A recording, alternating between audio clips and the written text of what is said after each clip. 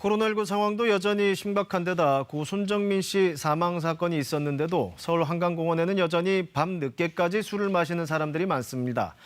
서울시가 한강공원을 금주구역으로 지정하는 방안을 논의 중인데 과도하다, 적절하다 찬반이 분분합니다. 정지주 기자가 짚어봤습니다.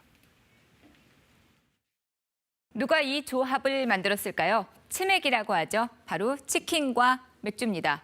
시원한 강바람까지 더하니까 한강공원에서의 치맥, 세상 더 부러울 거 없다죠. 하지만 이번 여름 이거 못할 수도 있습니다. 서울 한강공원을 금주구역으로 지정하는 방안이 논의되고 있어서입니다. 코로나로 인한 감염에 대한 우려도 많이 나왔던 상황이기 때문에 그런 것들이 같이 복합적으로 작용해서 저희들이 금주구역에 대해서 이제 지정하는 부분을 진행을 할 예정이고요. 서울의 코로나19 확진자 좀처럼 줄지 않고 있었습니다. 야외이긴 하지만은 한강공원에서의 음주, 자칫 집단 감염 일으킬 수 있다는 우려가 있었고요. 법적 근거도 마련됐습니다. 국민건강증진법이 지난해 12월에 개정이 됐거든요. 그래서 필요할 경우 지방자치단체가 특정 장소를 금주구역으로 지정할 수가 있습니다. 이 금주구역에 들어가서 술을 마시면 과태료 10만 원이 부과되는데 그게 다음 달 30일부터 시행이 됩니다. 고 손정민 씨 사고도 한강공원 음주에 대한 경각심을 키우고 있는 상황입니다. 어제였죠.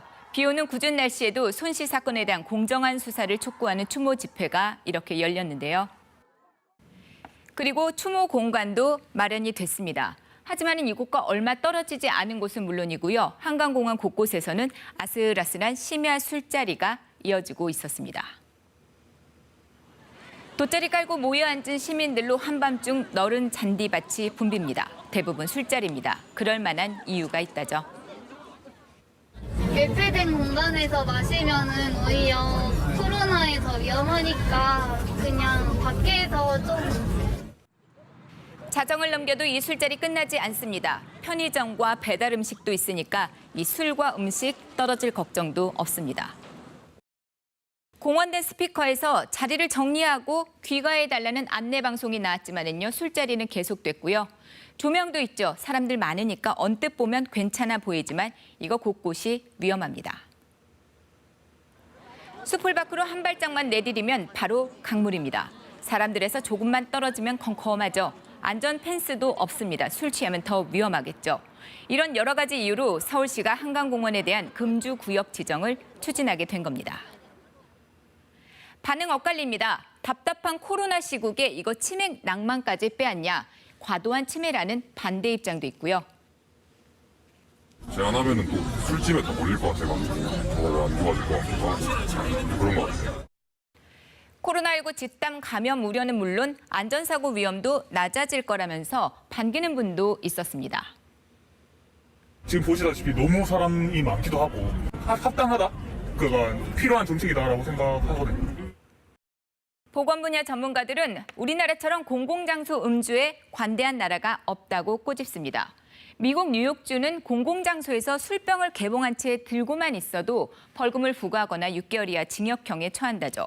호주나 캐나다 등도 공공장소에서 대부분 음주가 제한됩니다. 세계보건기구 조사를 보면 거리나 공원에서 음주를 제한하는 나라가 총 102개국에 달하거든요. 서울시는 일단 한강공원에서 음식물 섭취와 음주 자제 등을 권고하는 내용을 담은 여름철 종합대책을 5개월 동안 가동합니다. 그리고 공공장소 금주 규정은 시민들의 동의가 선행되어야 한다죠. 그래서 시민들과 충분한 논의를 위해서 공청회 등을 열겠다는 게 서울시의 입장입니다. KBS 뉴스 정지주입니다.